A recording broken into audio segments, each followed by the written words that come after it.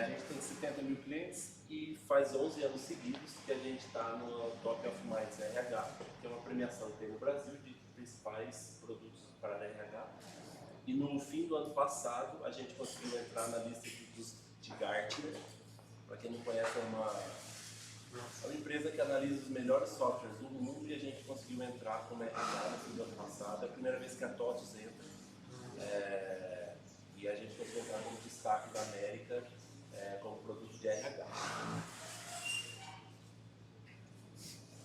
Antes da gente falar como que a gente faz e o que a gente faz, e o que é design de produto, o que é tudo isso que a gente faz, design thinking, criatividade, eu vou contar um pouco de história para a gente se contextualizar um pouco, para vocês saberem do que a gente está falando. E daí a gente vai aos poucos introduzindo um pouco do que a gente vai falar aqui hoje.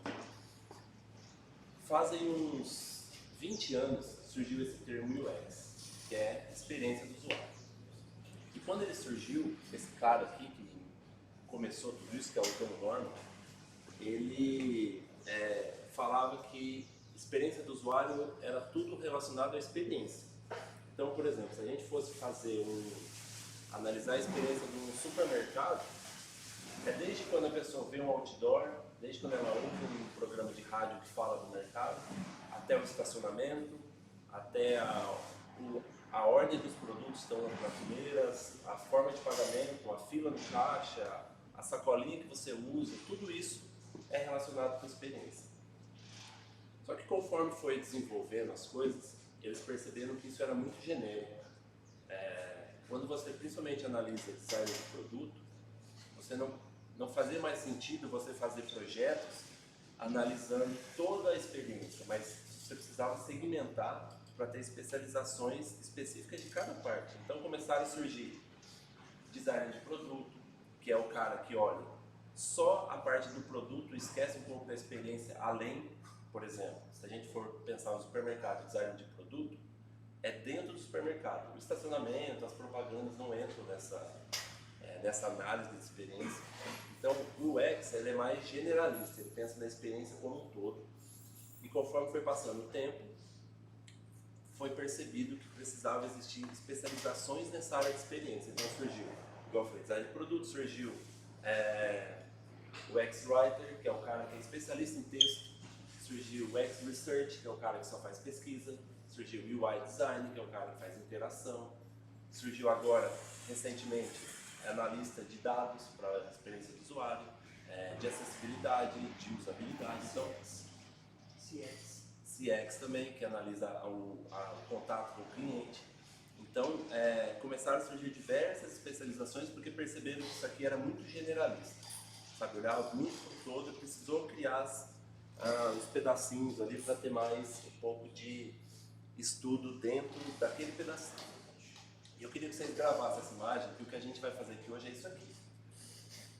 Não é da minha época, tá? Mas eu acho que alguns aqui passaram por isso. Antes, quando surgiram os telefones e tal, tinha uma profissão chamada telefonista, que ela basicamente fazia conexões. Então, eu falava, eu quero ligar para o Munhoz. Ela pegava, tirava lá o fiozinho do meu e ligava lá para o Munhoz e conectava a gente. Então, o serviço dela era fazer conexões. E hoje, o que o design de produto faz é conexão. A gente só conecta as coisas. Existem alguns pilares que a gente vai falar daqui a pouco, de inovação, pilar de usabilidade, o que a gente faz para inovar e o que o design de produto faz, ele conecta todos esses pilares. Ele é como se fosse a cola desses pilares, vocês vão ver daqui a pouco. Então guardem bem essa imagem, que a gente vai usar ela até o fim. Lembra que a gente faz conexões, e é o que vocês vão fazer aqui hoje. Eu vou ter que contar um pouco mais de história. Essa foto mostra mais ou menos como que era feito o produto antes. O Munhoz, eu sei que passou por isso. Como que funcionava antes o desenvolvimento de um produto, de um software. O cara ia lá no cliente, ficava meses lá estudando o que o cliente precisava e ouvia tudo que ele queria e como que era a rotina dele, como que ele trabalhava, o que ele precisava, o que dava certo, o que não dava. Aí ele montava um livro enorme chamado Especificação Técnica, Especificação Funcional, passava tudo isso, era um livro enorme, passava para o time de desenvolvimento e eles começavam a fazer esse produto e demorava 2 anos, 2 anos e meio para esse produto ir para o cliente. Só que quando chegava no cliente, às vezes o cliente nem faz mais o que ele fazia naquela época. O cliente não tinha contato com isso, demorava muito para o cliente ver o produto que ele pediu para ser feito. Se fazia um produto inteiro para entregar, tipo, a caixa é pronta. E daí, com o passar dos anos, foram percebendo que não dava mais para fazer isso. Aí surgiu um negócio chamado Manifesto Ágil. Eu não sou ágil, eu não sou Scrum, mas se tiver alguém que seja eu estiver falando besteira, pode me corrigir, tá? Quando surgiu o Manifesto Ágil, eles perceberam que tinha esse problema de se entregar muito, um negócio muito grande, demorava muito para o cliente ver, demorava muito para você ver se você estava fazendo alguma coisa errada, demorava muito para você perceber que você estava errando. Então, eles quebraram essa entrega em várias partes. Então, agora não tinha mais uma super entrega de uma obra inteira. Em vez de você ir lá entregar a casa inteira, você vai entregar um quarto. Quando o quarto fica pronto, você chama o dono da casa e fala, é assim que você quer o quarto? Então agora a gente vai para a cozinha. Faz a cozinha. É assim que você quer a cozinha? Vai para o banheiro. Não é assim, então aprende. Então, o Manifesto Ágil quebrou as entregas em várias partes. Então, a gente tem entregas contínuas. Então, o cliente não espera mais 2 anos, 3 anos para receber o produto. Ele vai recebendo ali, mensal, semestral, bimestral, depende de como for essa quebra dessa entrega. São entregas rápidas, porque você consegue aumentar o ritmo, e entregas menores. Você não entrega mais o sistema inteiro, você entrega partes dele. E com isso, os times aprendem mais... Desculpa. Aprendem mais rápido, porque antes eles faziam tudo para aprender no fim o que deu errado e depois gastavam um tempão corrigindo. Perdia-se muito tempo esse retrabalho de aprender. Então agora eles aprendem muito mais rápido. Essa entrega de um mês, o cliente já vê, já fala, não é bem por aí. Eles já aprendem, já corrigem. Então o Manifesto Ágil veio para quebrar. A gente não olha mais agora o todo, o sistema como um todo, a gente olha pedaços dele e vai entregando. Então foi assim que surgiu o Manifesto Ágil. E daí, agora a gente vai começar a entrar no âmbito da inovação. Existem 2 pilares, e gente, assim, se vocês tiverem alguma dúvida, tá, vocês podem falar, podem perguntar, não precisa esperar chegar no fim, não. Existem 2 pilares quando a gente fala de inovação. O pilar da tecnologia e o pilar dos negócios. Toda inovação que a gente vai fazer, vocês concordam que precisa olhar para esses 2 pilares? Eu preciso entender se eu consigo fazer. Não adianta eu pensar aqui eu quero quero reinventar a mobilidade urbana, eu quero que eu me teletransportar para tal lugar. Ia ser ótimo, mas eu consigo fazer isso hoje? Então, a inovação, ela precisa olhar para esse pilar. Precisa olhar se isso é possível fazer. Eu preciso entender se hoje eu tenho tecnologia que me permita fazer essa minha inovação, essa minha ideia. E ela precisa ser rentável para o negócio. Ela precisa, de alguma forma, dar dinheiro para a minha empresa. Porque senão a empresa não vai se sustentar, ela não vai conseguir viver. Então, hoje a gente olha para esses 2 pilares. Todo mundo concorda? A intersecção, quem faria? Lembra da conexão? Vamos chegar lá. Só que tem um problema. Quando a gente olha para esses 2 pilares na hora da inovação, 96% das inovações falham. E alguém sabe dizer por quê? Validação? Mais ou menos. Esse é o caminho. A Maiara não vai lhe falar. Não sabe. Não? Ninguém sabe? Por que falha? Não levou em conta com o usuário? Exatamente. Faltou o pilar das pessoas. Eu preciso fazer um produto que as pessoas queiram usar, que ajude as pessoas a fazer alguma coisa. Por que eu uso no meu celular o aplicativo do banco? Porque ele me ajuda a eu não precisar ir no banco. Se eu tivesse que fazer no aplicativo ir lá no banco, para confirmar alguma coisa, eu ia direto lá. Entendeu? A gente precisa fazer produto que seja desejável pelas pessoas. As pessoas precisam querer usar, precisa fazer sentido para ela, precisa ajudar ela. E a nossa função como designer de produto é fazer a conexão entre esses 3 pilares. A gente tenta entender o que as pessoas precisam, o que os usuários necessitam, que é diferente de problema, a gente vai falar isso daqui a pouco. A gente precisa entender se a gente tem tecnologia para fazer isso e como a gente vai atender o negócio. A gente faz toda essa conexão, é como se a gente ficasse aqui no meio, puxando um lado, puxando o outro, para a gente tentar entender como a gente usa a tecnologia para atender o que as pessoas querem e que seja rentável para o negócio. Então, a gente constantemente tenta resolver esse problema. Beleza? Alguma dúvida? Estou acelerando aqui para a gente chegar na parte prática, que é mais legal. E daí a gente entra na inovação, que são aqueles 3 pilares, aqueles são os 3 pilares da inovação. Existe um quarto pilar, que é o pilar da sustentabilidade. A gente também olha para ele, sustentabilidade e acessibilidade. A gente olha hoje para esses 2 pilares também, mas basicamente o pilar da inovação é entender o que as pessoas precisam, entender qual é a dor das pessoas, para mim achar uma tecnologia que atende aquilo e que seja rentável para os negócios. Então a gente faz essa conexão. Só que alguém sabe dizer para mim a diferença de inovação e invenção? Invenção parte do zero, inovação já existe a dor e você tenta fazer algo diferente do que já existe. Não. Alguém sabe? Mas não é porque eu estou clonando, mas é você usar a criatividade, para isso não está escrito, né? Então, mais ou menos você usar a criatividade para... Não. Não? Invenção é criar algo novo, algo que não existe, não vai fazer algo que já existe. Não. Eu vou dar um exemplo. Vocês acham que isso aqui é inovação ou é invenção? É um guarda-chuva que tem GPS que vai dar a previsão do tempo. Inovação. O guarda-chuva já existia. Todo mundo concorda com a inovação? É invenção. A diferença de inovação para invenção é que a inovação entrega um valor real para o usuário, um valor que faz sentido. Invenção pode ser uma coisa super revolucionária, super nova, mas que com o tempo se perde. Vou dar um exemplo de uma invenção boba, tá? Acho que todo mundo aqui usou aquele spinner que você fica rodando. Qual que é o valor que ela entrega? Nenhum. Diz que tira o estresse, mas... Então, também. Isso aqui é um guarda-chuva que tem um GPS, ele mostra ali onde você andou e ele tem a previsão do tempo. No aplicativo, e não é nem aqui a previsão do tempo, é no aplicativo. Porque você já tem aplicativo no celular que dá a previsão do tempo. Então, ele não entrega um valor real para o usuário. Tem um outro exemplo de invenção, que é aquele carrinho que geralmente segurança usa, sabe? Que você vai para frente e anda. Aquilo lá, quando ele foi inventado, a ideia era que ele fosse para as pessoas usar na rua. Só que não entregou um valor. Ninguém usa aquilo lá na rua, não é viável. A calçada, a rua.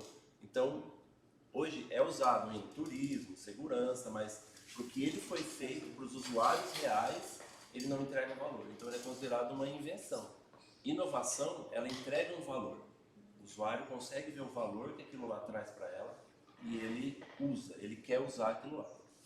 Então, essa é a diferença de inovação para invenção. E daí, para a gente criar uma inovação e a gente pensar em inovação, a gente tem 4 pilares e eu junto os últimos 2, então são 3 pilares e meio. Que o primeiro é entender o usuário, o segundo é um pensamento não óbvio, o terceiro é colaboração e o quarto é criatividade. A gente vai falar detalhado de cada um, mas esses aqui são os pilares que a gente usa toda vez que a gente quer criar uma inovação. O primeiro, que é entender o usuário, e é interessante porque toda vez que a gente vai tentar entender o usuário, a primeira coisa que a gente faz é tentar entender qual que é o problema que ele tem. Só que quando a gente pensa no problema, a gente geralmente pensa numa ferramenta. Qual que é o problema que ele precisa? Qual que é o problema dele? Vou dar a ferramenta aqui que ele precisa. Só que a gente precisa entender a necessidade dele. Por que ele precisa realmente fazer aquilo? E eu gosto desse exemplo aqui porque assim, vamos dizer que a gente tem um usuário, um cliente nosso, que ele foi lá no material de construção e comprou esse varão de cortina para instalar. Então ele tem um problema, vocês concordam? Ele não tem ferramenta nenhuma na casa dele, ele foi lá no material de construção, comprou isso aqui. O que a gente pode oferecer para resolver esse problema dele? Uma furadeira. Uma furadeira, o que mais? Instalar. Serviço de instalação. Serviço de instalação, o que mais? Uma escada, O certo? manual de instruções. Um manual, um nível, né? A bucha para ele pôr parafuso. Vocês concordam que isso vai resolver o problema dele? Concordam? Mas será que ele precisa realmente de todas essas ferramentas? Não, tem jeito de fazer melhor. Talvez. Então, qual que é a necessidade dele? Pregar na parede. Não, mas ele comprou isso aqui. Qual que é a necessidade dele, que vocês acham? Não, ele tem a cortina, né? Ele comprou o varão para pôr a cortina, mas tapar o sol é um exemplo. Qual que é a outra necessidade dele para pôr isso aqui? Privacidade? Buraco na parede. Todas as ferramentas que a gente imaginou é para ele fazer um buraco na parede. Ou não necessariamente, coloca uma fita dupla face e Também. gruda lá. Também é uma ideia. Mas tá vendo que quando a gente pensa na necessidade, as nossas opções de soluções são muito maiores. Tem a fita que cola. Agora, como vai ter um buraco na parede, pode ser um laser, pode ser eu pensei, o buraco apareceu, sei lá. A gente não pode pensar no problema. Quando a gente pensa no problema, a gente geralmente pensa na ferramenta. Agora, quando a gente pensa no porquê que ele precisa disso, aí a gente consegue ter soluções diferenciadas, ter a famosa solução disruptiva, que é o que a gente sempre busca, é quando a gente entende a necessidade dele. Por exemplo, Uber é a maior empresa de transportes do mundo e eles não têm um carro. Airbnb é a maior empresa de acomodações do mundo. Eles não têm um hotel. Por quê? Porque eles entenderam que a necessidade das pessoas não é ter um táxi ou ter um quarto, é se locomover e se hospedar. E eles investiram nisso, pesquisa nisso. Como que a gente oferece isso? Alibaba é a maior rede de e-commerce do mundo. Eles não têm uma loja física. Quando a gente entende a necessidade, que é diferente do problema, e é super difícil chegar na necessidade, a gente consegue pensar em soluções diferentes. A gente sai do óbvio, que é a próxima regra aqui, a gente sai do óbvio e começa a pensar em soluções diferenciadas. Já que eu falei, o segundo pilar é o pensamento não óbvio. A gente tem o costume de geralmente pensar numa solução que a gente já viu acontecer. Ah, todo mundo faz assim, vou continuar fazendo, tem dado certo, vou fazer. Teve uma Olimpíadas, a Olimpíadas do México de 68. Todo mundo, sabe aquele salto em altura que tem na Olimpíada, o cara vai lá e pula o bastão? Todo mundo, não tinha uma regra, cada um pulava de um jeito. Tinha quem pulava assim, o outro pulava assim, olha lá, esse é parecido com esse, mas não tinha uma regra. Todo mundo pulava ali do jeito que achava que seria melhor. Aí teve a Olimpíada do México de 68. Alguém sabe dizer o que aconteceu nessa Olimpíada? Alguém lembra? Não sei se é. Foi quando teve essa foto famosa, que foi quando teve os protestos contra o racismo, o Martin Luther King morreu, então teve essa foto famosa, foi lá na Olimpíada do México 68. Mas não é disso que a gente está falando, é disso aqui. Um cara foi lá, chamado Dick, e resolveu pular de costa. Todo mundo pulava de frente, de lado, ninguém tinha pensado em pular de costa, e ele bateu o recorde por muito. Depois disso, todo mundo começou a pular de costa, porque viram que é melhor. Ou seja, deixa eu voltar aqui. Ele teve o que a gente chama de pensamento não óbvio. Todo mundo faz assim, mas será que é o melhor jeito? Será que de repente eu não posso tentar um jeito diferente? Será que eu não posso olhar esse problema de outra forma para me pensar na solução? E ele teve essa ideia de pular de costa. E ele ficou marcado e como que inventou esse pulo de costa e hoje todo mundo pula de costa. Então o pensamento não óbvio é isso. É a gente esquecer um pouco do jeito que a gente faz as coisas.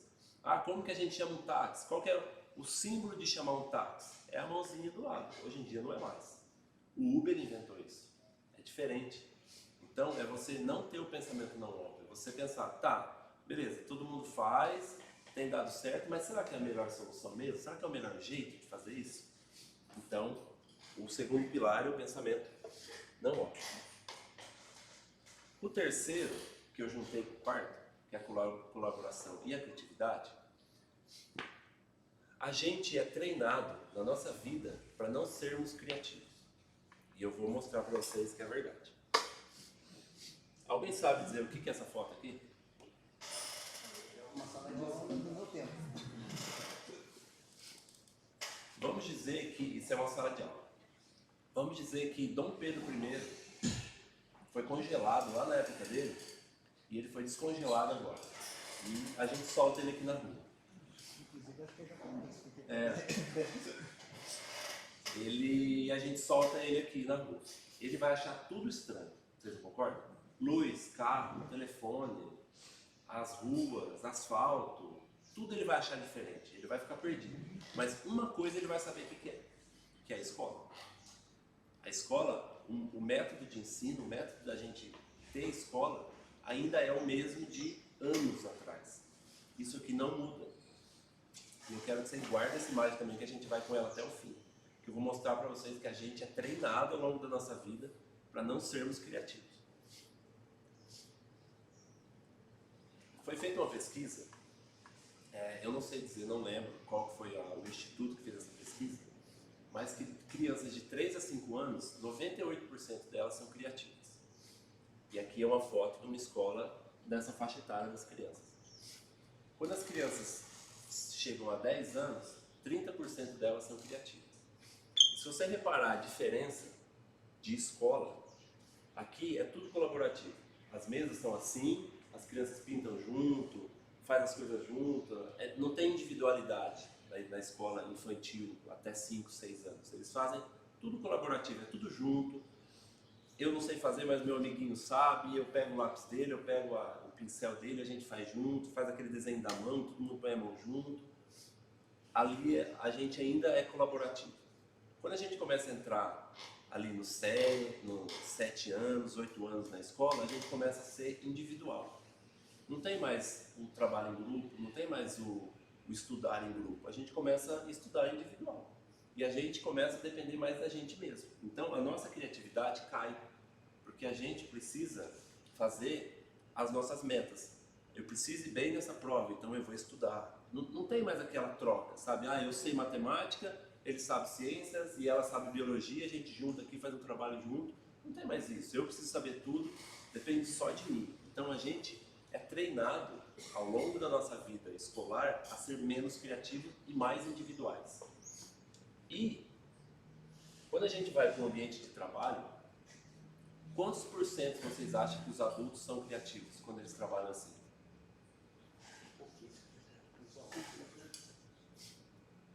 Quantos? Alguém chuta? É zero alguma coisa? Não, é um pouquinho mais. 5%. Quanto? 5%. 5 menos. 3%. 2%. Quando a gente trabalha assim no cubículo, preciso entregar minha meta, preciso vender, preciso fazer isso, preciso fazer aquilo, não tem mais a colaboração. A gente precisa trabalhar num ambiente colaborativo. Eu não faço mais nada sozinho, sabe? A gente vai fazer um produto, a gente faz com 20 mãos, sabe? Tem a minha mão, tem a mão do desenvolvedor, a mão do analista de negócio, a mão do PO, a mão do gerente, a mão do usuário. Todo mundo faz esse produto junto. Ele precisa ser tudo colaborativo. E o mesmo, dentro do mesmo time, por que hoje a gente fala tanto em time multidisciplinar? O que a gente mais ouve no mercado hoje é isso. Precisamos criar um time multidisciplinar. Por quê? Eu sou bom em pesquisa, mas ela é bom na parte visual. Ele é bom em acessibilidade, ele é bom em usabilidade. A gente junta as nossas informações, cada um traz a sua colaboração. Então a gente precisa ser colaborativo, por isso que se fala tanto em time multidisciplinar, que cada um usa a sua especialidade. Aqui é um exemplo, peraí que eu vou tomar. Munhoz conhece.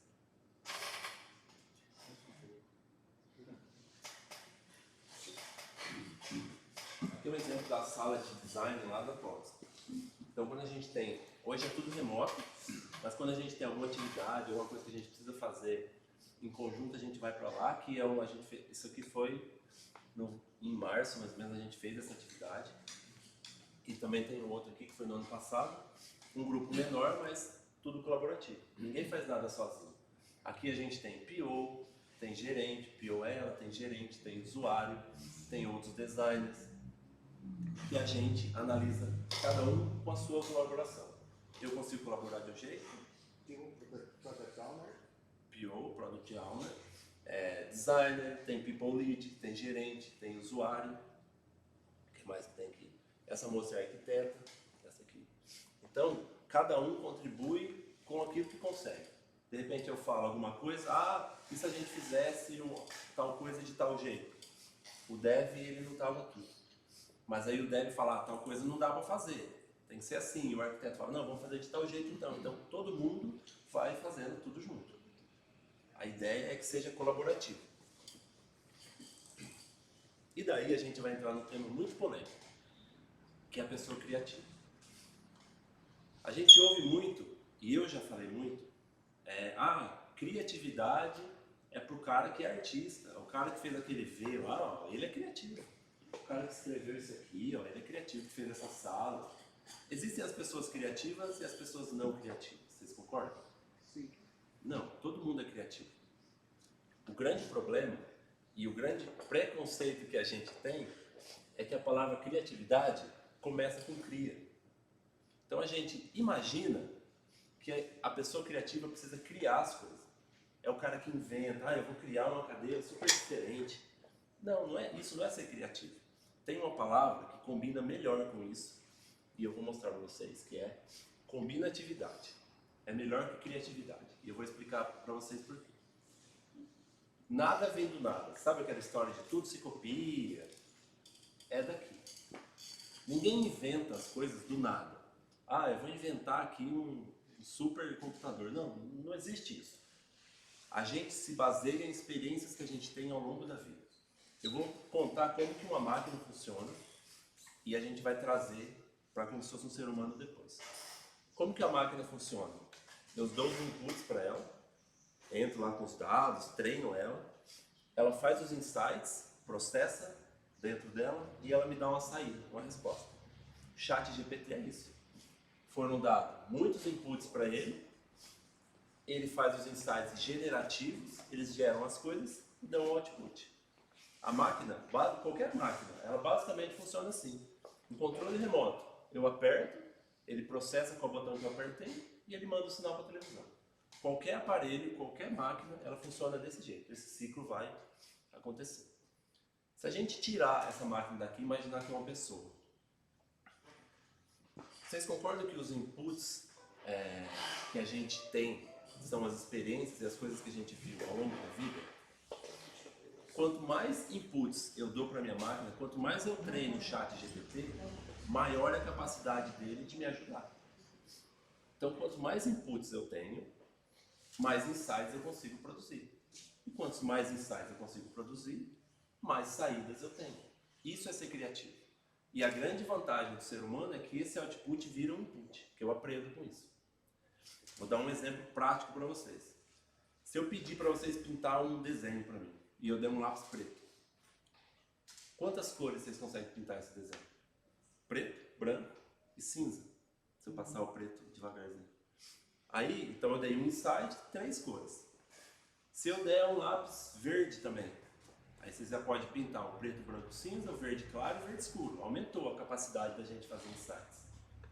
Aí, se em vez eu dou o verde, dou o amarelo também. Amarelo com verde dá azul, né? Eu dou o amarelo também. Amarelo com azul é verde. Então eu dou o amarelo e depois eu dou o azul. Então agora a gente pode fazer azul e claro e escuro, amarelo, claro e escuro, verde, claro e escuro. Eu dou RGB. Então, pronto. Então quanto mais inputs, quanto mais cores de lápis eu dou para vocês, mais insights vocês conseguem fazer e mais saída vocês têm. Isso é ser criativo. Quando a gente precisa pensar no problema, tem uma solução num problema e eu preciso resolver aquele problema e eu preciso pensar na solução, o que eu vou fazer? Eu vou tentar pensar em coisas que eu já vi. Putz, quebrou a minha fechadura da porta de casa. Eu vou tentar pensar, nossa, onde que eu já vi? Como que arrumava mesmo isso aqui? Eu vi um vídeo. Por que a gente pesquisa tanto no YouTube hoje? A gente busca inputs. Eu preciso arrumar minha moto. Não sei como que arruma. Ontem eu precisei fazer isso, inclusive. Não sei como que arruma. Fui no YouTube, pesquisei, é um input. aprendi como que faz, entendi como que era e arrumei a moto. É assim que a gente faz no dia a dia. Quanto mais inputs a gente tem, quanto mais experiências a gente vive, maior a nossa capacidade de produzir as coisas e combinar situações diferentes para ter outputs. Isso é ser criativo. Putz, a pessoa foi super criativa, achou uma solução para arrumar a mesa, colocou um pé de qualquer coisa aqui e arrumou. Ah, ele foi super criativo. Não, ele combinou. Provavelmente ele já viu aquilo em algum lugar e repetiu aqui. Então, o ser criativo, eu não gosto muito da palavra criatividade, eu prefiro combinatividade, que é a capacidade nossa de combinar experiências. E mais uma vez, quando a gente tem um ambiente colaborativo, a gente combina ainda mais. Porque a gente não tem só um input, a gente tem inputs de várias pessoas. A gente tem experiências diversas e cada pessoa tem a sua experiência de vida. Eu assisto um negócio diferente dele, que ela lê um negócio diferente dela. E tudo isso é experiência. Então, quando a gente tem várias pessoas dando inputs, a capacidade nossa, do nosso time de gerar insights é muito maior. Por isso que tem que ser colaborativo. Em vez da gente deixar como se fosse uma pessoa aqui e considerar como se fosse um time, são várias pessoas dando inputs diferentes, produzindo insights juntos. Então, por isso que tem que ser colaborativo. E o ser criativo é isso, é a gente combinar as coisas. Um time criativo é um time que combina experiências. Eu sei o negócio, o Munhoz sabe outro, o Pedro sabe outro, a gente combina os nossos três e a gente chega numa solução diferente. Porque cada um colaborou de alguma forma. Por isso que a gente precisa fazer as coisas colaborativas e não mais sozinhos. Beleza? Então vamos lá. O que a gente já viu aqui hoje? A gente falou de como os sistemas eram feitos antes, juntava tudo e fazia tudo de uma vez, depois saiu o manifesto ágil, que dividiu isso em pedaços menores. A gente falou dos pilares da construção de produto, que é pessoas, negócio e tecnologia, diferença de inovação e invenção, e o que a gente faz para ter inovação, que é esses 4 pilares, que é entender o usuário, diferença de problema e necessidade, o pensamento não óbvio, que é tentar olhar as coisas de outra forma, ter um ambiente colaborativo e combinativo também. Não vou mais falar criatividade, combinatividade. Beleza, então agora a gente vai fazer isso, beleza? A gente vai, tem 6 problemas ali, a gente vai dividir todo mundo aqui em 6, daqui a pouco eu vou falar como. Não acho que vocês vão ficar com o amiguinho, a gente vai misturar todo mundo.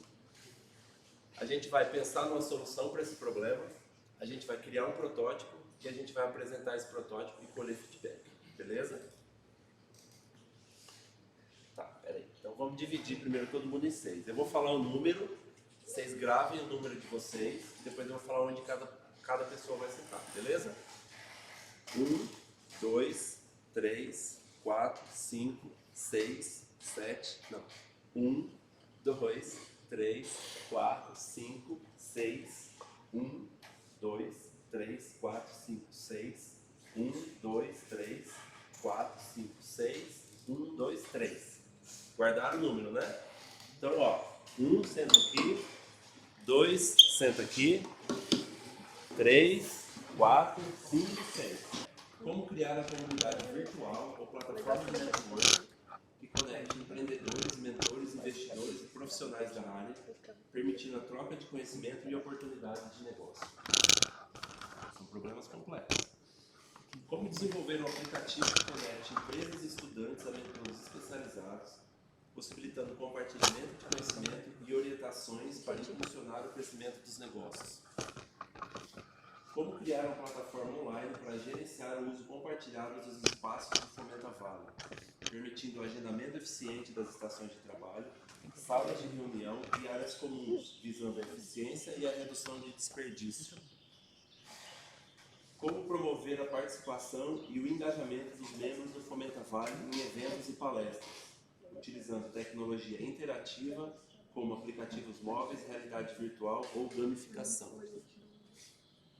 Como utilizar a tecnologia para identificar as principais necessidades e desafios pelas startups e empresas apoiadas pelo Fomenta Vale, a fim de oferecer soluções personalizadas e relevantes. Como desenvolver estratégias de marketing digital e branding para as startups e empresas apoiadas pelo Fomenta Vale, ajudando a construir uma marca forte e atrair clientes e investidores.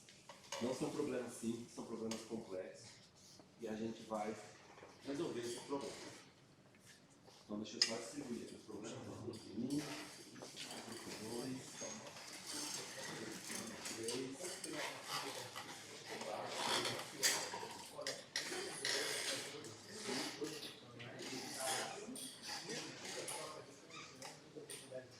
Ó, o que a gente vai fazer é o seguinte: a primeira etapa, vocês lembram, que é aprender das pessoas.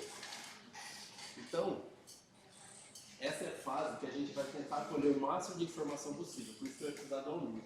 Mas acho que a Dani pode ajudar também nesse ponto. Eu também vou tentar ajudar. Vocês vão tentar entender com as pessoas aqui do Fomenta Vale dúvidas e como que isso aí pode se encaixar. Então, por exemplo, como criar uma comunidade virtual ou plataforma de network que conecta empreendedores, mentores, investidores, profissionais da área, permitindo a troca de conhecimentos e oportunidades de negócio. As pessoas desse grupo aqui, por exemplo, vocês vão tentar entender quem são as personas de cada desafio. Peraí, que vai ficar mais fácil. Vocês vão tentar entender quais são as personas de cada desafio. Então, por exemplo, criar uma comunidade virtual, uma plataforma de network que conecte empreendedores, mentores, investidores e profissionais. Vocês vão tentar entender com as pessoas aqui da sala mesmo qual que é o problema disso aqui. Tipo assim, qual que é a dificuldade de conectar essas pessoas? Eu acho que dentro do próprio grupo vocês conseguem se entender um pouco sobre isso. Como desenvolver um aplicativo que conecte empresa e estudante, a mentores especializados. Tenta conversar com o estudante, com algum mentor, com alguém que trabalha em alguma empresa aí. Vocês vão tentar entender quais são esses reais problemas de cada um desses desafios. É mais um bate-papo mesmo. Vai ter tempo para vocês fazerem os protótipos, tá? Então, não precisa sair correndo. Não, vai ter tempo, tá no tempo. Deixa eu ver que horas são. Tá super no tempo. Então, vocês vão ter 10 minutos. 10 ou 15, deixa eu só confirmar. 15 minutos.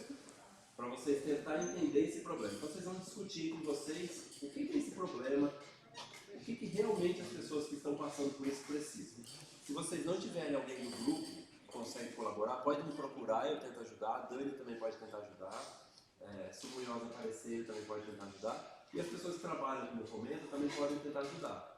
Então vocês procurem a gente, se vocês não conseguirem sair disso aí, e a gente vai tentar ajudar vocês a entender o real problema desses problemas. Beleza? Eu vou marcar 15 minutos, e aí a gente vai no papel.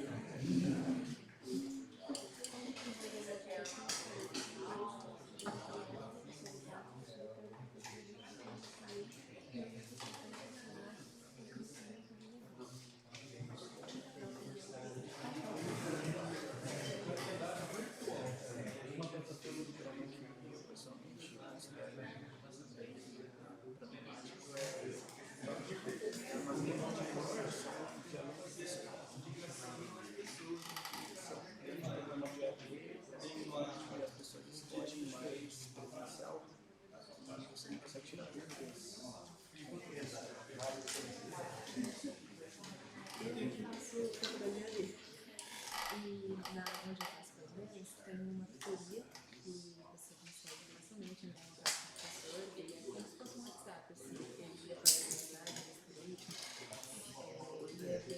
Não pense ainda na solução, tá? Tenta entender o problema.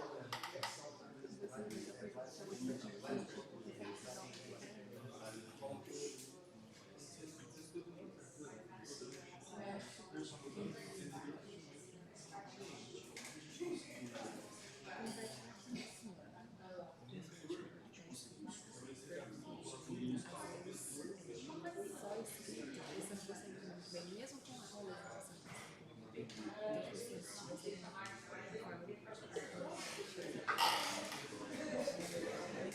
não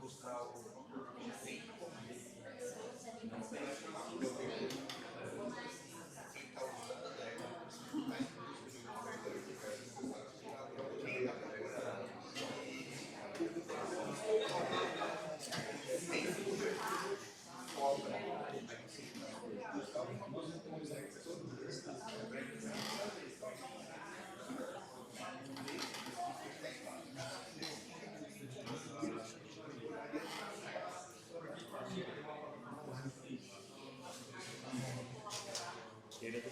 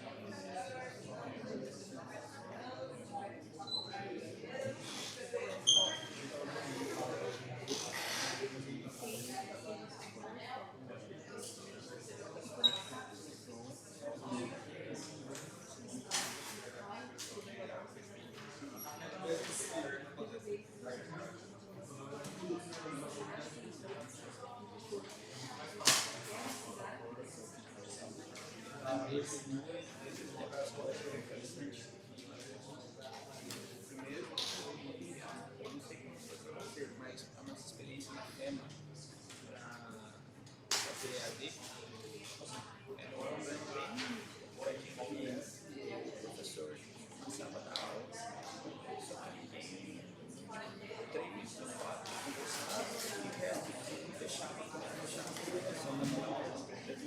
Então, uma coisa que problemática. A outra coisa que eu criei agora é um aplicativo que existe exatamente o nome dele, mas ele é um aplicativo de curso de inglês e é basicamente um aplicativo que tem vários professores disponíveis de vários países, então que estão disponíveis para você ter aula com eles. Eles pagam o preço, você escolhe o professor da Austrália, da Inglaterra,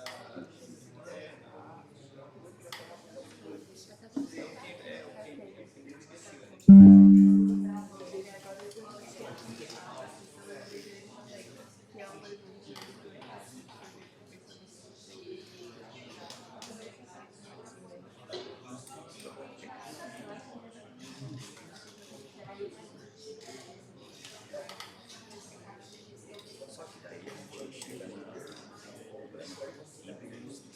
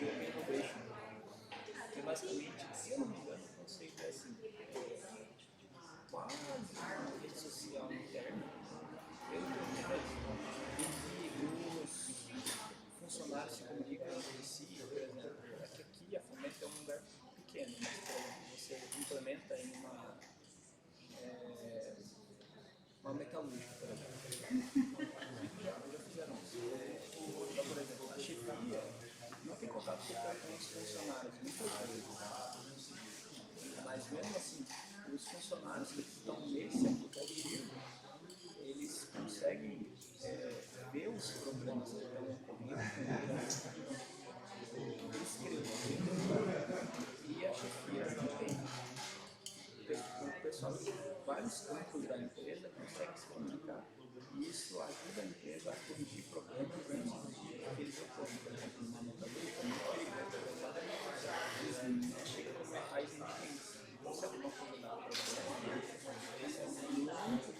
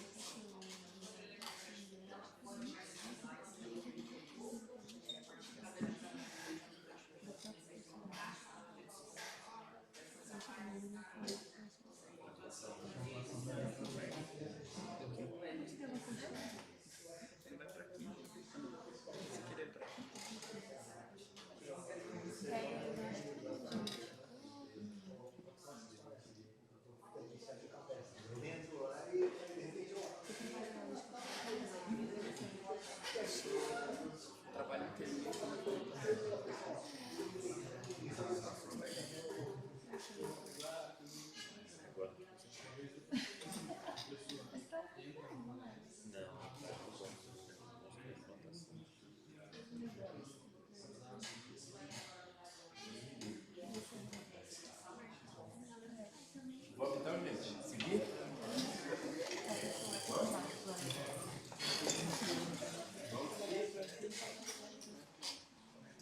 Vamos? Pode ir? Então, beleza. Então, vocês receberam, cada grupo recebeu um problema complexo, não é fácil de resolver, e vocês entenderam quais são os problemas que acontecem nesse problema. Então, vocês exploraram esse problema. Então, agora, a gente vai começar a pensar em soluções para resolver esse problema. Eu sei que teve grupo que já começou a pensar, mas a gente vai fazer de conta que vocês vão começar. Na hora de resolver problemas e encontrar soluções, existem 3 tipos de pessoas. Tem os insistentes, os persistentes e os criativos, ou combinativos. Vocês lembram, né? Então vamos supor que a gente tem um problema de achar um tesouro que está enterrado. Enterrar o tesouro em algum lugar lá e eu vou precisar achar. O insistente, ele vai falar assim, toda a vida eu fiz assim, e falaram para mim que o tesouro está ali, eu vou cavar aqui. Falaram para mim que é nesse ponto aqui, eu vou cavar aqui. E eu vou até chegar lá no Japão. Né? E eu vou cavando. Posso achar o tesouro? Posso. Mas a chance é pequena. O persistente, ele fala assim, lembra do não óbvio? Ele vai falar, toda a vida cavaram, eu vou fazer diferente? Eu vou cavar também. Só que ele é persistente, ele cava aqui, não acha, ele cava ali, ele cava lá, ele vai cavando, mas ele cava. Ele pode achar o tesouro? Pode, ele tem de repente até mais chance que o insistente, mas ele vai continuar fazendo do mesmo jeito. O que a gente vai tentar ser hoje aqui é criativo, é combinativo. Vou dar um exemplo de combinação que eu montei.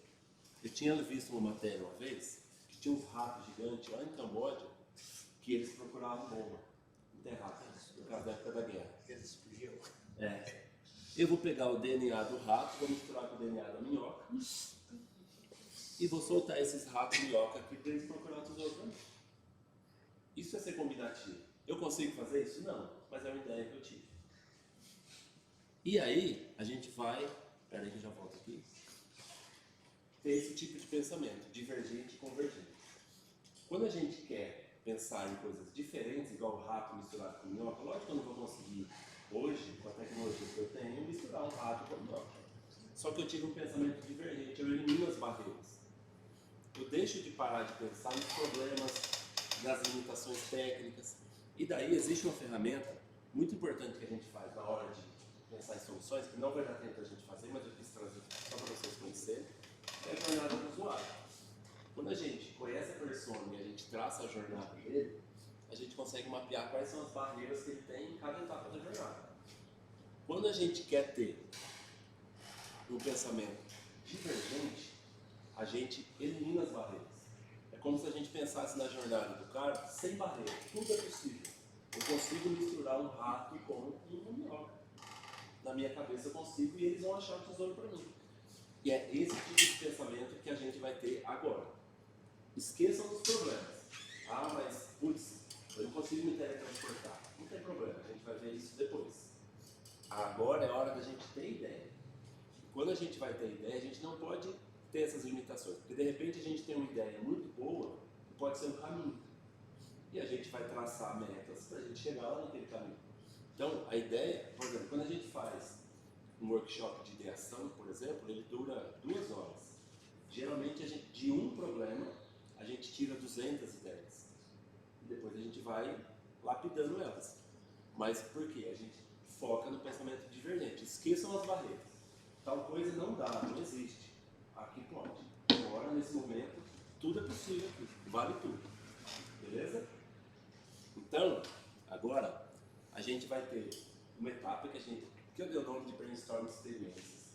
Vocês vão juntar as experiências de vocês e vocês vão pensar como resolver esse problema que vocês entenderam mais dele. Vou trabalhar isso aqui até o fim. Então, vocês vão juntar as experiências e vão pensar como que a gente vai resolver esse problema que vocês estavam discutindo. Esqueçam as barreiras. Vocês vão escrever, vão desenhar no caderno, enfim, do jeito que vocês quiserem. Se quiserem em folha grande, se vocês quiserem escrever. Mas a ideia é que vocês coloquem, escrevam, desenhem soluções para resolver esse problema. Esqueçam as barreiras. Daqui a pouco a gente vai eliminar as barreiras, beleza? A gente vai colocar as barreiras. Agora a gente elimina, daqui a pouco a gente coloca elas. A ideia é a gente eliminar as barreiras agora. Então, são 10 minutos para vocês pensarem em soluções para resolver esse problema. Beleza? Esqueçam dos problemas.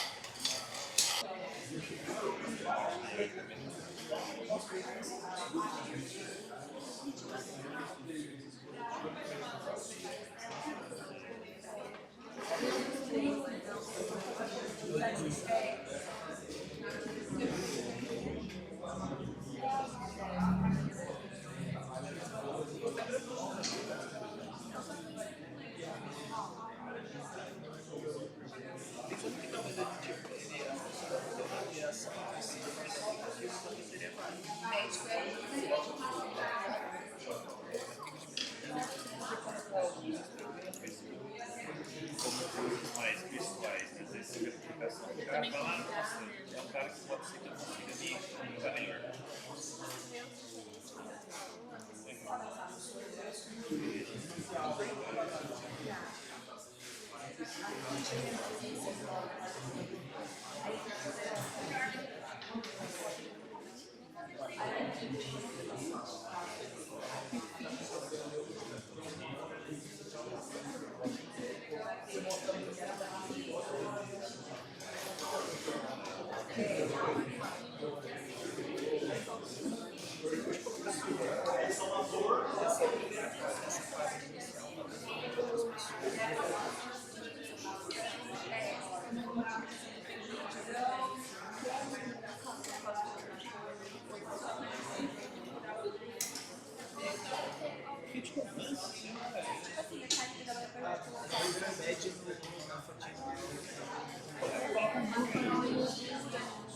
Pode ser um número.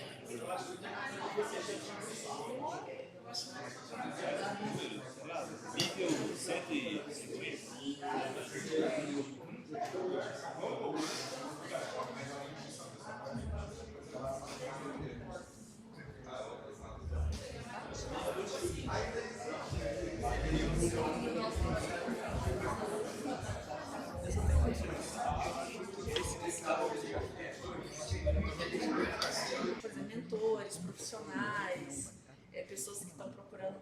verdade, está escrito aqui também que ela está procurando essa oportunidade, ou também pode ser visualizado com cores, que nem é feito hoje no LinkedIn. Aí aqui é a tela dos eventos da pessoa. Aí aqui tem esse calendário que tem aqui, ó. Ele pode ver pela semana aqui em cima. E aí aqui tem o evento que ele está participando, seja em mentoria, cursos ou qualquer outra feira de empreendedorismo. Aqui tem o perfil da pessoa que está apresentando. Aí os comentários, a pessoa aqui participando, né, do evento. Aqui tem a lista dos participantes. Aqui tem uma aba para a pessoa conversar em privado com algum participante, se ela quiser. Uma aba só de anotações. E aí abas de links que a pessoa, o convidado, está colocando ali na palestra dele. E dos materiais também. E aí aqui são as comunidades ou fóruns, né? Vocês também podem entender como fóruns.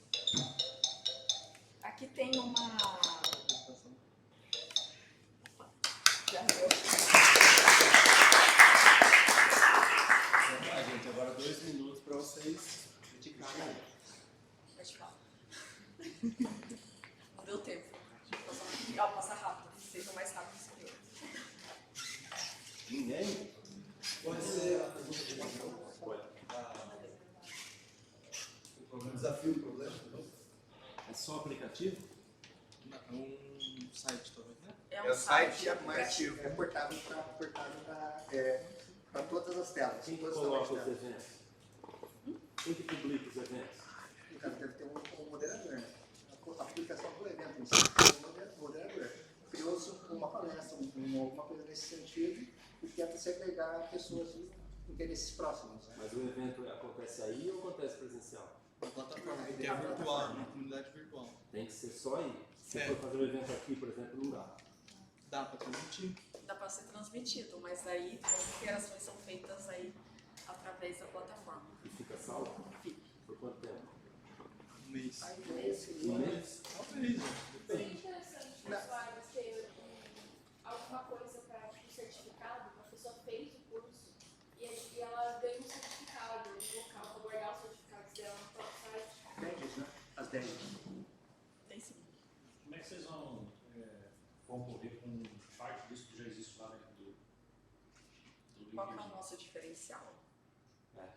Olha, eu acredito que o nosso diferencial aqui seja um layout mais limpo, né, do que o LinkedIn é hoje, porque a gente chegou num consenso que realmente é bem poluído, e também porque a gente tem o calendário da pessoa integrado com a rede social, então isso é uma coisa que ajuda a pessoa a se organizar melhor para participar dos eventos, e isso é uma coisa que o LinkedIn hoje a gente... E eu acho que é também a junção das plataformas, né? Porque hoje o grande problema é que cada plataforma tem uma coisa específica. Aqui seria a junção de tudo, talvez do LinkedIn e mais específico o Discord, talvez. Mas por que você acha que o usuário ia querer usar a sua aplicação? Eu também. Só porque é mais junto? Às Exatamente. vezes o Instagram, a pessoa só quer ver o que a outra pessoa está fazendo. O LinkedIn, geralmente só é relacionado ao trabalho. É. A partir do momento que o perfil de pessoa é disponibilizado e a pessoa preenche o currículo, né? Você procura pessoas de alto interesse, formação de network. A ideia seria mais ou menos essa. Áreas de interesse e quem tem a dor procurando quem pode solucionar a dor. Alguma coisa nesse sentido. Deu tempo. Pode ir? Bom, nós somos o grupo 2 e a aplicação que nós criamos aqui chama MatchBS de Business to Students. Como vai funcionar? Primeiramente você tem o login, tá?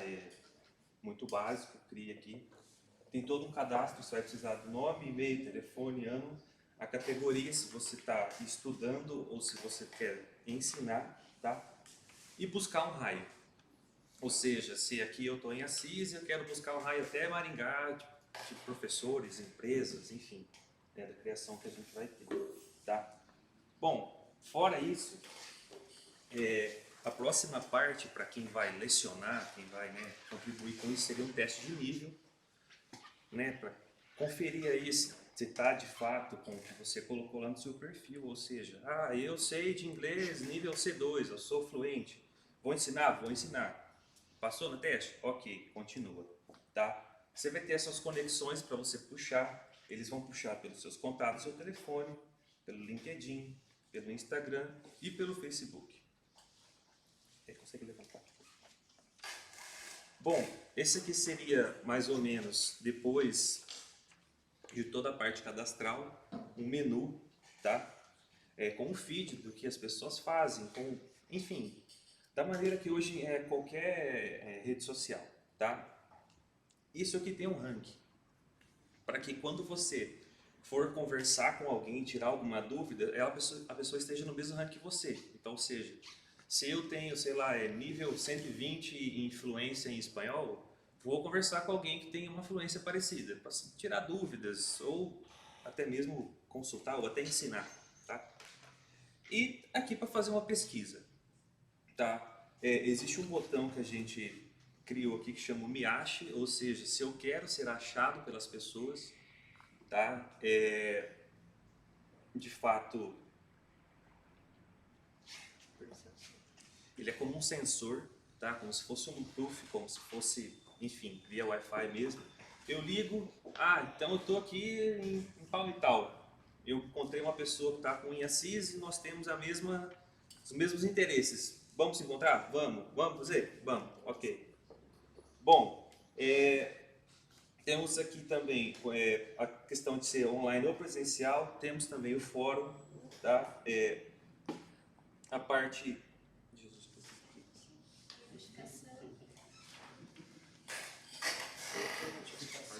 Chat, as notificações e a gamificação, que seria a parte dos níveis aí que a gente falou, né?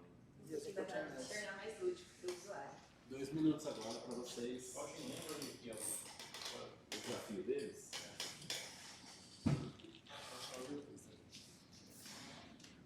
Como desenvolver um aplicativo que conecte empresas e estudantes a mentores especializados, possibilitando o compartilhamento de conhecimento e orientações para impulsionar o crescimento dos negócios.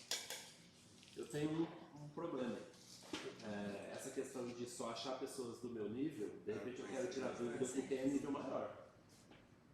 E o menor vai ter que procurar quem sabe, não o mesmo nível. Se eu não sei nada, eu não vou achar alguém que não sabe nada para mim. Na verdade, Alguém está muito por cima para poder te ensinar. Ele pode responder. Ouve ficar quieto. Manda! Põe aqui. O Miache era Bluetooth? Isso? A ideia é ser Bluetooth? Pode responder? Não, é porque o Bluetooth tem uma limitação técnica, né? Proximidade, né? 10 metros, mais ou menos. Na verdade, não é igual ao Bluetooth, porque na verdade a gente vai definir o raio. A partir do momento que você define o raio de amplitude, inclusive a gente usou a combinatividade pensando na tecnologia que a gente tem dentro do Tinder. Tipo, eu vou definir um raio para poder encontrar profissionais que eu quero me conectar, para tomar um café, alguma coisa assim. GPS.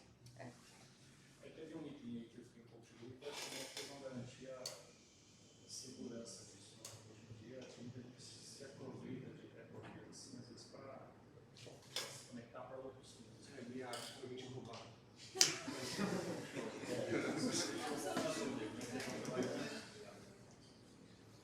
Essa questão do nível também tem que ter uma curadoria para dizer que eu sou especialista em tal coisa ou não. Não é que ela fala que sou e... Além disso, existem outras plataformas, como por exemplo a Kaggle, que são similares à relação que você tem gamificação no modelo de ensino.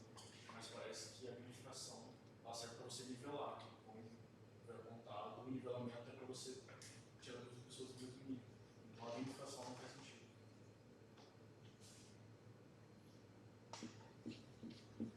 Mais alguma coisa? Como comprova que está apto para ensinar outra pessoa? Deixa eu responder. Pelos testes. Na verdade, a gente tem o teste de nivelamento que a gente faz na hora de fazer o Enem, a gente tem a possibilidade de refazer ele de acordo com o que vai criando conhecimento. Então, ele pode refazer para poder aumentar o nível. Mas deve ser um teste geral para todos? Não, depende da especialização da pessoa. Lá no cadastro ele vai colocar o nível, qual é a categoria, porque na verdade não é voltado especificamente para tecnologia. A gente pode estar pensando na parte de idiomas, na parte de medicina, arquitetura, independente da categoria. Criar esse teste, né? Vamos lá então, ó. Agora é o grupo Reservale. Como criar uma plataforma online para gerenciar o uso compartilhado dos espaços do Fomenta Vale, permitindo o agendamento eficiente das estações de trabalho, sala de reunião e áreas comuns, visando a eficiência e a redução de desperdício. Bom dia, nossa plataforma é a Reservale, que seria a plataforma para fazer as reservas, né, como foi dito. Basicamente, vai ter duas visões, uma para administrador e outra para o usuário. O usuário entrando no aplicativo, ele vai ter que fazer o cadastro dele, colocar as informações, de onde ele trabalha, etc. E ele vai ter uma tela mostrando para ele escolher alguma sala para ele reservar e embaixo os eventos que está tendo na Fomenta Vale para ele ter noção de se vai ter algum evento para ele não reservar ou para ele reservar justamente porque vai ter o evento, etc. Você, clicando para escolher sua sala, vai ter duas opções. Se você escolher podcast ou reunião, você vai direto para o pagamento porque você vai reservar a sala inteira. Já se você escolher o coworking, vai aparecer um mapa com as cadeiras do coworking para você escolher uma cadeira e baseado no horário que você escolher, você vai ver se está reservado ou não em ambos os casos. Feito o pagamento e a confirmação, aqui pode ser Pix ou etc., você vai estar com tudo confirmado e vai poder acessar a parte de check-ins para você ter os controles de tudo que você vai fazer. Acessando essa parte, você vai ter um calendário mostrando os dias que você reservou ou não. Clicando no dia que você reservou, você vai ver as informações do seu check-in, o horário que está reservado e etc. Aqui é o perfil do usuário, que ele vai poder ver os contratos que ele tem com a Fomenta Vale, o endereço, alterar as informações de cadastro dele, etc. Dentro do perfil do administrador, o que ele vai poder fazer? Ele vai poder ver também um calendário, selecionar um horário e etc. para conseguir ver quem reservou cada uma das salas, quais cadeiras estão reservadas e poder acessar o perfil de cada um dos usuários. Acessando esse perfil, ele vai poder visualizar as informações, obviamente, e enviar uma notificação ou alguma mensagem que for necessária para esse usuário. No geral... E aí teria um sistema de gamificação também. Sim. A cada tantos check-ins, a pessoa receberia um check-in grátis, mas não precisaria pagar, já teria bonificado. Tipo, no sistema de pontos, eles teriam, vamos supor que eles são mensal. Aí eles conseguem, sei lá, 10 pontos. Esses 10 pontos levam eles a um cashback de volta. Porque eles voltam a querer vir mais aqui. E na fase do administrador, é importante falar que, assim, o nosso objetivo era a organização da Fomenta Vale. Então a gente ia trazer resultados. Tipo, a gente ia fazer um meio com dashboard. Tipo, semanal e, tipo assim, tantas empresas vieram e tantos empregados vieram também. Ia trazer todo o resultado para eles, dessa organização. Eu queria dar uma sugestão de talvez vocês depois colocarem pessoas que têm interesses comuns desse público, né? Talvez tenha uma oportunidade de qual o interesse dessa pessoa. Talvez como é que eu posso conectar com outras pessoas de interesse em outro momento. Talvez pensando na eficiência, vocês agrupar as pessoas, né? De repente eu pego uma cadeira aqui, o outro pega lá e trava a mesa. Depende de juntar. Foi falado em sistema de reserva. Também vai ter um sistema de cancelamento? O cancelamento implicaria em multa, alguma coisa para o usuário? Nesse sentido. Aí teria multa. Às vezes um controle de participante também. Às vezes você reservou uma sala inteira que tem 100 lugares e foi 40 pessoas. Então, ter algo de você ter um controle de quanto você reserva e quanto realmente vai, seria interessante. Você pode evitar multa caso ele cancele, mas se é um cliente fiel, né? Pelo menos ele tem um cancelamento grátis no mês, só para não sempre ter penalidade, né? Às vezes ele teve um imprevisto no dia dele, se o cara fez o pagamento por Pix, como vocês vão fazer? Ou se, por exemplo, se o próprio cliente conseguir... sala para daqui a um mês. Aí, tipo, faltando umas 3 semanas, a pessoa não precisa. Acho que só penalidade quando for muito em cima da hora. Ou se o pagamento for por Pix, como você vai dar essa multa pro cara? Ele já pagou? Por exemplo, uma pergunta. Às vezes, não é necessariamente uma pessoa específica que reserva a cadeira na Fomenta Vale, é uma empresa. como que uma empresa que, por exemplo, eu quero reservar uma mesa inteira, eu uso como a empresa que utiliza como usuário pessoa, ou tem uma parte específica para a empresa? Pode responder? Pode, vai dar. Teria a visão da empresa, aí ao invés dela escolher uma cadeira, ela seleciona quantas cadeiras e quais ela vai querer. Aí só teria esse número de cadeiras na sala, que seria o valor que você pagaria. Como promover a participação e o engajamento dos membros do Fomenta Vale em eventos e palestras, utilizando tecnologias interativas como aplicativos móveis, realidade virtual ou gamificação. Bem, bom dia. A gente pensou principalmente numa rede social. A gente teve vários insights. A gente usou como base o Facebook, porque aqui no caso, partindo do princípio que a pessoa já está logada, ela vai receber logo na entrada, referente às pessoas que participam dessa comunidade, a publicação, e aqui no caso seria a foto dos eventos, no caso teria a hashtag, teria o título, uma breve descrição, e também seria com gamificação. No caso, quando ela participa de um evento, caso ela faça algo mais nesse evento, ela recebe uma recompensa. E essa recompensa pode variar de 300 pontos, pode ser um emblema, ou no caso, pode ser até um brinde que, vamos supor, se uma empresa for dar um curso específico, pode ser um brinde voltado a essa área, tecnologia, produto e tudo mais. Enfim, no caso, partimos do princípio de não temos barreiras. Aqui todas as pessoas têm a disponibilidade à realidade virtual. Então o que aconteceria? A pessoa clicaria aqui, ela entraria num hub, partindo que teria todos os cursos e ambientes disponibilizados. E aí, no caso, um curso de Python, ele entraria num ambiente, que poderia ser uma sala, e nessa sala é um ambiente baseado no filme Matrix. E ela poderia ver o ambiente, poderia ver como que funciona e tudo mais.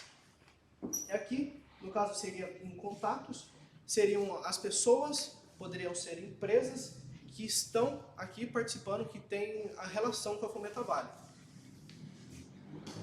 No caso dos contatos, as empresas cadastradas, se a gente clicar, a gente tem acesso a todos os eventos que as empresas também, então é tipo uma parceria. Da mesma forma que a empresa divulga a gente divulga também os eventos da empresa. Então, acessando ali, você consegue ver os eventos que a empresa está disponibilizando, consegue ver os eventos, a parte de recompensa, então sempre vai ter uma recompensazinha. Mais pra frente você pode trocar, vamos supondo que sejam moedas, você pode trocar depois essas moedas por um brinde ou algo do tipo. E aqui no caso, esse botão aqui, ele abriria um menu, que no caso poderia ser cursos, uma parte mostrando calendários, em quais dias que teriam cursos também. E aí, no caso, essa parte aqui daria continuidade aqui embaixo, né? Mas enfim. E é isso. Se a pessoa não tiver o aplicativo, se ela não tiver, como é que ela vai ficar sabendo? Como é que ela vai poder participar disso? A gente vincula até no site responsivo, então teria para celular ou para site, os dois. Por que você faria um botão para não clicar? Exatamente. Isso é um Y ou Não clique aqui? Como assim? Mas o botão colocou lá e fala para não clicar. Justamente para clicar, entendeu? É uma pergunta válida. Psicologia inversa. Foi exatamente isso. Você não manda em mim. A quinta série é E para impulsionar a pessoa a clicar. Esse botão não clicar tem um problema de acessibilidade. A pessoa que é cega e for usar leitor de tela, ela vai ter problema. Pensar nisso agora.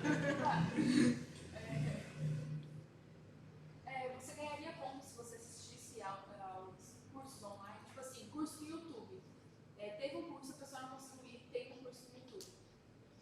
Por exemplo, vai ser gravado esse daqui, se a pessoa participasse, ela ganharia pontos também? Ou tipo, menos pontos por não estar sendo presencial ou evento? No caso, a gente tem tanto para presencial quanto em EAD, então você pode se inscrever e participar pela plataforma. A gente não pensa se vai manter gravado, mas pode é uma ideia. Ou seja, porque tem as aulas do YouTube da Fomenta. O problema problema de você colocar no YouTube é regular quem assistiu inteiro, quem não assistiu. Às vezes a pessoa, tipo, coloquei no final lá, assisti tudo e mandei, e dei desconto. Isso é uma coisa problemática. Controle. Pelo que vocês falaram, eu entendi que ele é conectado, integrado com a rede social. E se eu não tiver? Eu, por exemplo, não tenho Facebook. Eu não posso usar. De nada.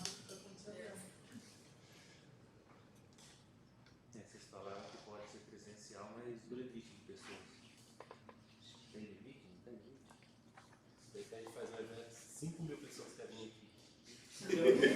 Escalabilidade. E pior, 50 primeiros. Como é que vai fazer? Soluções personalizadas. Como utilizar a tecnologia para identificar as principais necessidades e desafios enfrentados pelas startups e empresas apoiadas pelo Fomenta Vale, a fim de oferecer soluções personalizadas e relevantes. Bom dia. Nós somos do grupo Soluções Personalizadas. E pensando nos clientes da Fomenta, tem vários clientes de vários nichos. E como é uma solução personalizada para cada um, a gente focou em um cliente, que no caso é a Eleveros. E dentre vários problemas que a gente pensou que ela poderia ter, né, que a gente não teve um contato com o cliente, um deles foi acessar clientes com menos tempo. Né? Então a Eleveros quer que a gente gere mais leads em menos tempo. E como que a gente pode fazer isso? A gente teria a nossa IA, a ACMT, vulgo acessar clientes com menos tempo, e através de algumas métricas que pode ser do banco de dados deles, eles vão fornecer para a gente alguns dados, né? A gente vai conseguir gerar através de indicação de amigo, ou né, na região, clima que possa favorecer ter um ar-condicionado, né? Agora que está frio, um ar-condicionado que pode ter temperatura quente, aquecedor, ou sei lá, em Manaus, que é bem quente.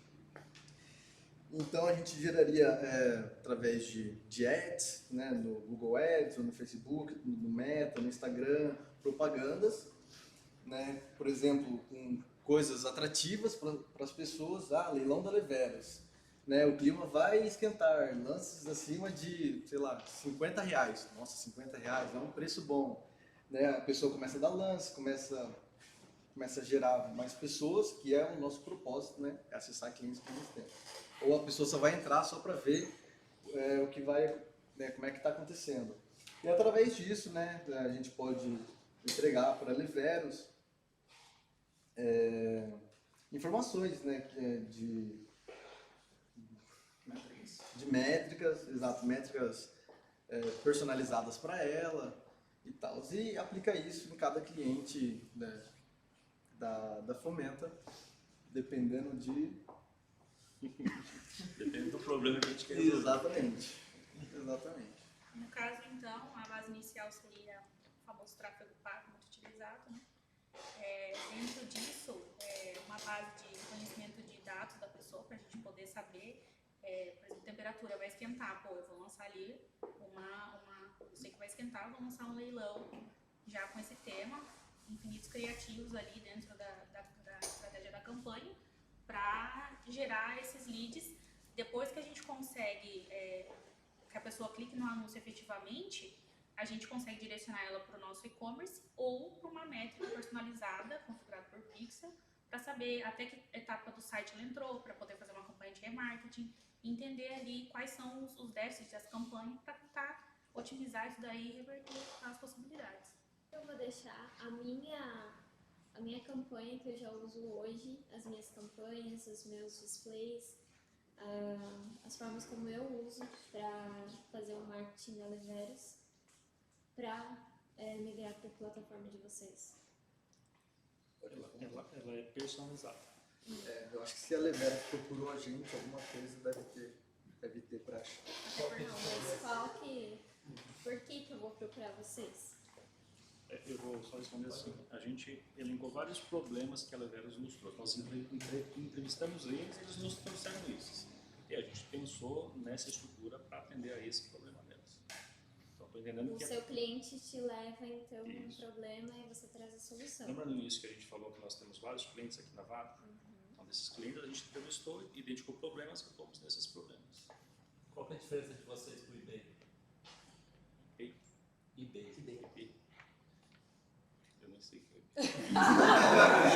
É uma Amazon mais antiga. Mercado Livre americano. Boa.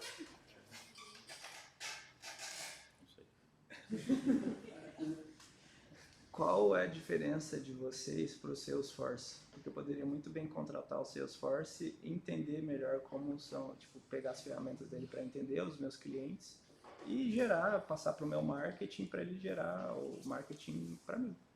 Eu acho que o principal diferencial é que a gente está atuando em solução personalizada para cada cliente. Entrevistar o nosso cliente, entender o que traz de dor e aí pensar em algo que resolva aquela dor. E vocês vão ter suporte para todos os clientes? Vamos supor que tem 5 mil clientes a formar. Vocês vão ter 5 mil funcionários para todo o tempo inteiro vocês estarem ali para o carro. Hoje são 6 clientes, a gente atua com o que a gente tem hoje. 6.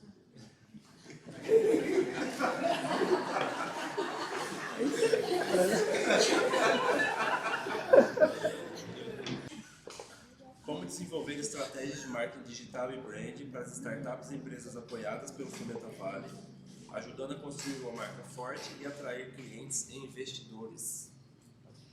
Bem, a gente fez um caminho meio diferente, todo mundo fez um aplicativo, uma aplicação, uns negócios assim, e a gente vai fazer uma campanha, a gente pensou em fazer a Fomenta Week, que é basicamente uma semana para a gente apresentar a Fomenta para o público em geral.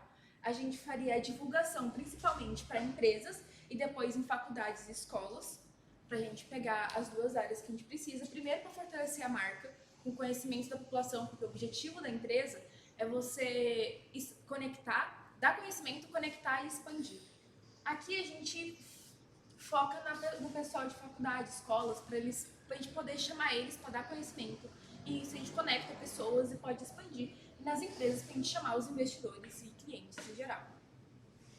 Vai ser um evento principalmente presencial, vai ser um evento assim, inteiro presencial, correto? Ou vai ser online?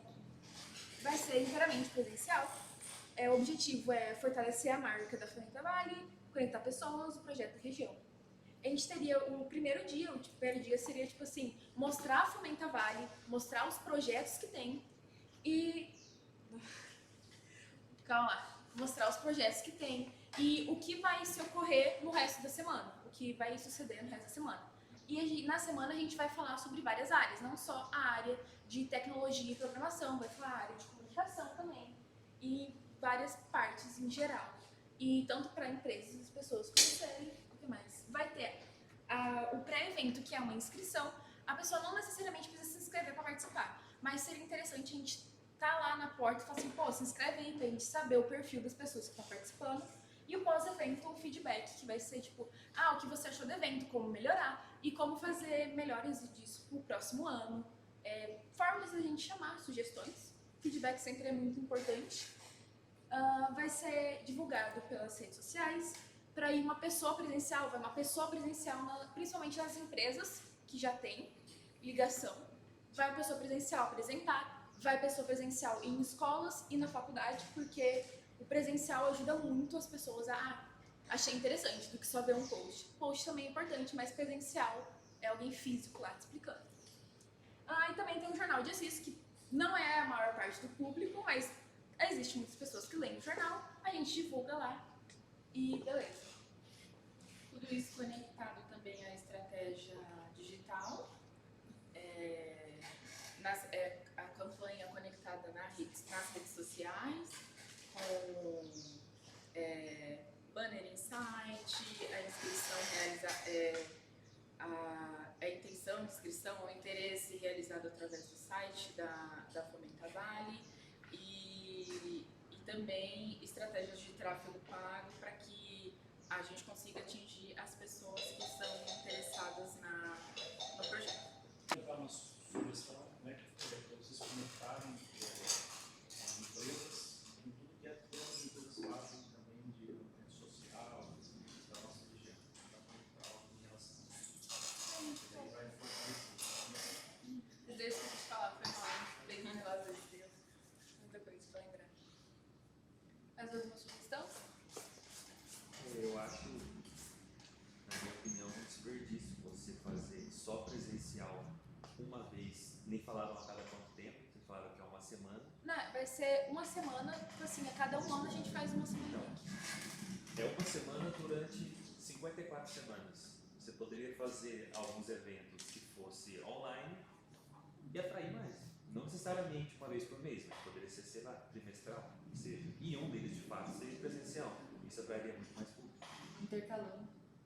Eu acho que uma semana é muito tempo. Se fosse um final de semana, ficaria melhor. Porque para pegar todos os clientes, tá? 6 clientes e um cliente por dia, o que você vai fazer no resto do dia? Aí, né, vai trazer os clientes para cá. Quem que vai falar? As pessoas trabalham, a gente estuda, que hora até que hora vai funcionar. Fazer algumas imersões por alguns tempos reduzidos. Assim, otimiza, pode falar de mais assuntos e depois pode ir até se aprofundando em outros fóruns, porque as pessoas vão criando cada vez mais interesse. Hoje não é todo mundo que pode vir ficar o dia todo, uma semana.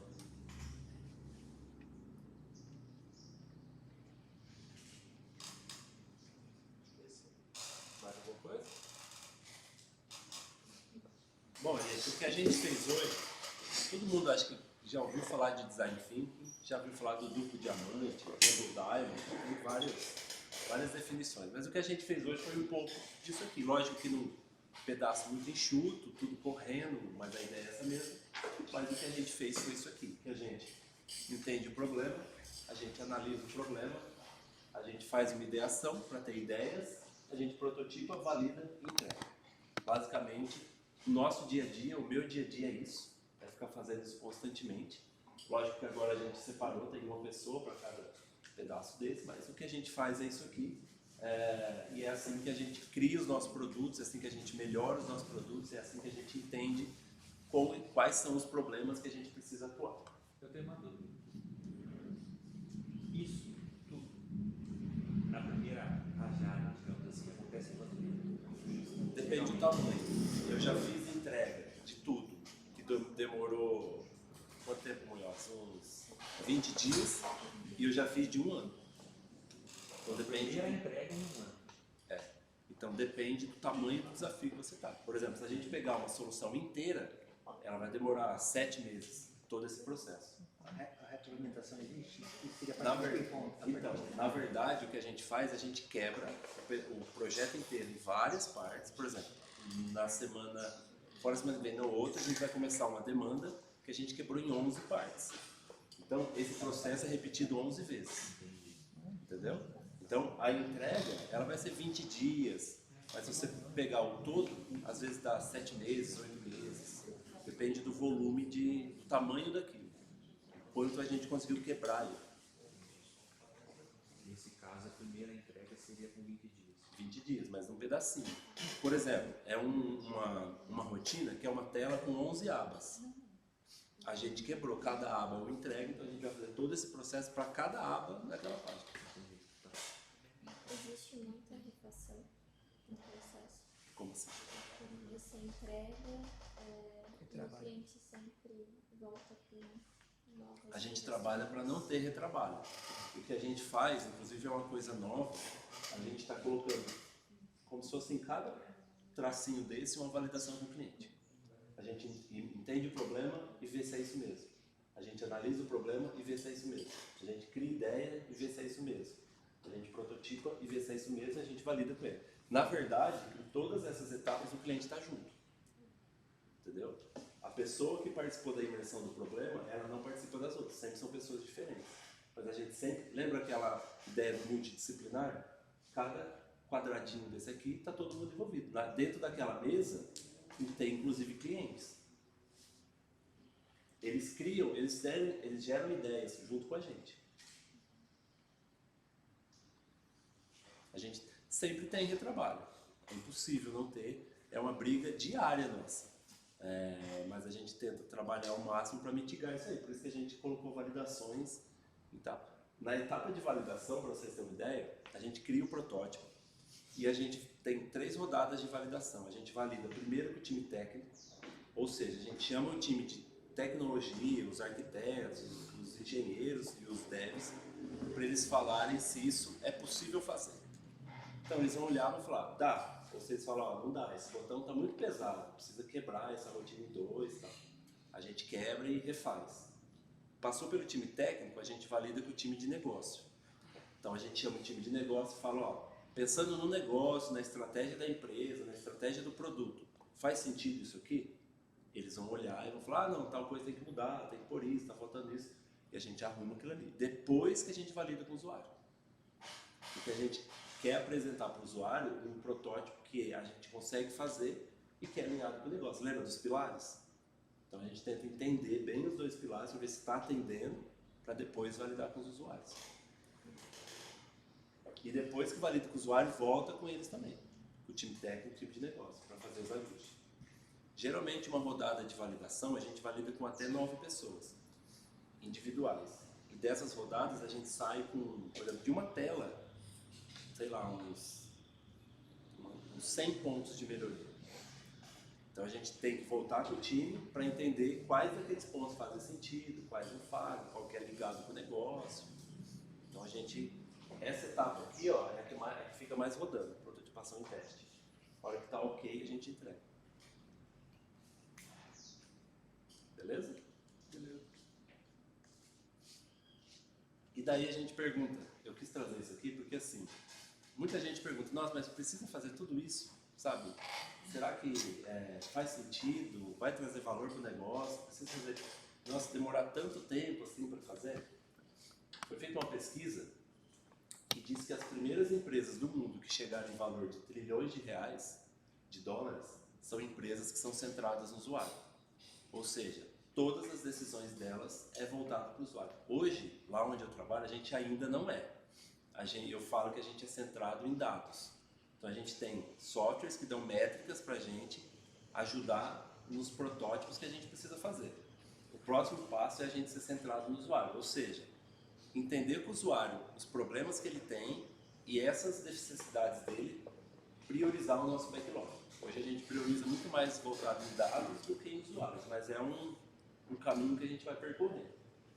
Então, a prova que precisa é isso. É difícil, sabe? É difícil você chegar numa empresa e falar assim, ó, não vamos por esse caminho, vamos para cá porque é onde os usuários estão querendo ir. Tem muita resistência, mas aos pouquinhos a gente vai conseguindo colocar essa ideia e que as pessoas vão abraçando isso. Beleza? Lembra que eu falei para vocês lembrar dessa foto? O que a gente fez hoje foi não fazer isso. Se eu pedisse para cada um fazer um protótipo, eu tenho certeza que ia sair muito menos rico com ideias do que vocês fizeram. A ideia é que a gente não faça mais nada individual. Lá no meu time, a gente nada faz individual. Se não tem ninguém para fazer, a gente não faz. Precisa juntar com pelo menos uma outra pessoa. Tem que ser no mínimo 2 para fazer. Porque um ajuda o outro, ele tem ideia diferente, experiência diferente. Então, o que a gente fez aqui hoje foi não fazer isso. É que eu esqueci. No começo eu ia perguntar quem achava que era criativo para levantar a mão, para a gente ter uma noção. E eu acabei pulando e esqueci. Mas eu tenho certeza que todo mundo aqui é criativo, porque as soluções que vocês tiveram, vocês mostraram isso, tanto de ideia legal que teve, inclusive o Almir pode usar depois. Com certeza. Então, não façam mais nada sozinhos. Preciso resolver um problema, junta outra pessoa. Ah, mas nossa, não vai dar, não. Junta, vai dar. Hoje em dia no remoto a gente junta, sala remota, todo mundo, cada um no lugar.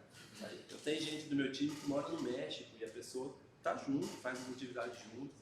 Então, dá. É só querer fazer que dá. A gente faz essa mesma atividade remota. A gente abre o Miro, sei que vocês conhecem o Miro, e faz isso aí lá no Miro. Vai fazer quadradinho. A gente já fez, né, protótipos no PowerPoint. Quadradinho, bolinha e texto. Vai passando para o usuário ali, tela por tela, e vai validando. Então, é só querer que dá para fazer. Beleza? Alguma dúvida? Alguém quer falar alguma coisa? O que eu tinha para passar era isso. Pode me procurar, quem tiver dúvida, quiser falar agora, mas era isso. Eu queria agradecer todo mundo, tem que vir aqui sábado de manhã nesse frio. Eu quase desisti, mas... Quase fez online. Quase fez online. Mas obrigado a todo mundo, acho isso muito importante. Então sempre que quiserem fazer de novo, pode me chamar, viu, amigo? A gente vem. Com certeza. E vocês todos são de parabéns, teve ideias ótimas.